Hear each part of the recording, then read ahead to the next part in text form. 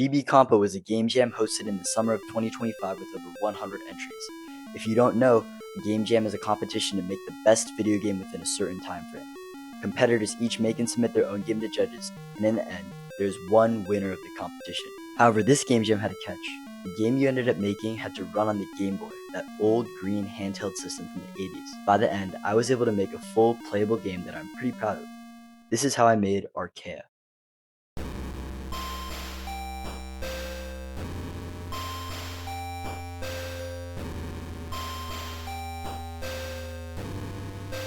The Game Boy has very harsh limitations.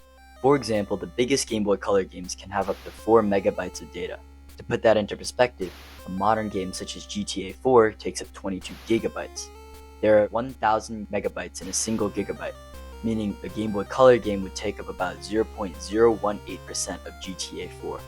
This is why when working with the Game Boy, we need to use pixels rather than detailed 3D models. Game Boy games back in the 80s were coded using assembly, an 80-year-old coding language originating around 1947. However, learning assembly would take too much time, and using an unfamiliar coding language would hinder the efficiency of making the game. Instead, I chose to use GB Studio. GB Studio is an easy-to-learn drag-and-drop game engine designed specifically to make games that will run on the original Game Boy system. This makes GB Studio the perfect game engine for this competition. Since there's no theme to this game jam, I can do anything I want. I ended up with a basic premise. You're a space ranger trapped alone on a desolate planet abandoned by your crew. Your goal is to find a way home, which is done by finding various parts around the map to fix your ship. After making the player's sprite and controls along with the test map, I just needed to frame out the story and progression of the game. I originally wanted Archaea to be a side-scroller. A side-scroller is one of the most common formats for retro games, meaning that most side-scrollers are often very similar and generic. So if I want my game to stand out, I need to be creative.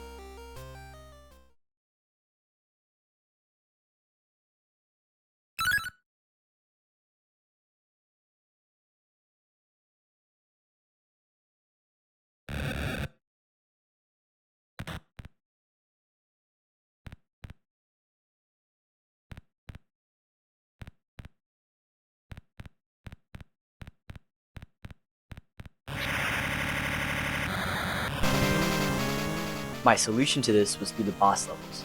Throughout the map, there are 3 boss levels where you confront the same alien creature thing that doesn't have a name yet. The boss levels aren't combat based, in fact the alien itself cannot be killed. Instead, each level is different. For example, a chase or a stealth mission. This makes levels more unique and unpredictable. When the player comes across each boss level, they must face something new that they aren't used to. The first boss is a quick and simple chase scene. This is the first time seeing the boss on screen, so most players may have the instinct to try and kill it, but after realizing this is impossible, they must run. This teaches the player that this enemy cannot be killed and makes it stand out compared to the other enemies in the game. The alien is bigger, louder, and faster, along with the custom boss music that plays during the scene, intensifying the stress in the player. The second boss fight is a stealth mission. The player must sneak around the map to flip switches while remaining unseen. This mixes things up a little bit, since this level is at a slower pace than the rest of the game. This is probably the level I enjoyed making the most, because of the creative use of triggers and actors to make it seem like the alien can actually see you. This makes it feel more real to the player, making it feel like that they actually have to hide in order to save their life.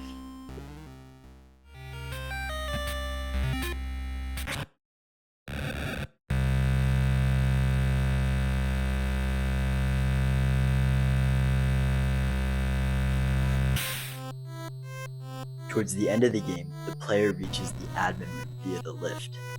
This is where the origins of the alien are finally explained. Starting as a single-celled organism, various mutations and scientific tests cause the alien to grow hatred toward the crew.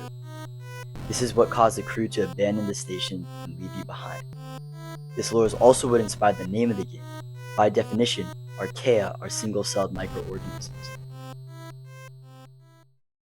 This brings us to the final boss, the most stressful boss fight yet. Just after you find the final part needed for your ship, you are locked in a room with the alien, forced to defend yourself with these electric gates.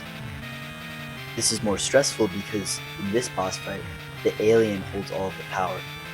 The only thing you can do to defend yourself is wait out the clock.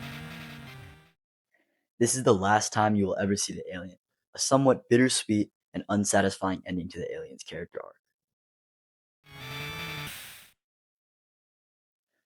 Finally, after fighting your way back to the ship, you are able to leave, and the game ends. Originally, I wanted to have an alternate ending where you actually find a way to kill the alien, but the game jam was about to end and I didn't have enough time. Regardless, I'm pretty proud of Archaea, and even though I didn't win the competition, I was able to learn from it and develop my skills. There's still some bugs throughout the game, so in the future I might release a more polished version and probably add that alternate ending. So now you know how Archaea was put together and some of the thought process that went into it. Be sure to check it out, and I always appreciate feedback on my work. Hope you can enjoy the game, and thanks for watching.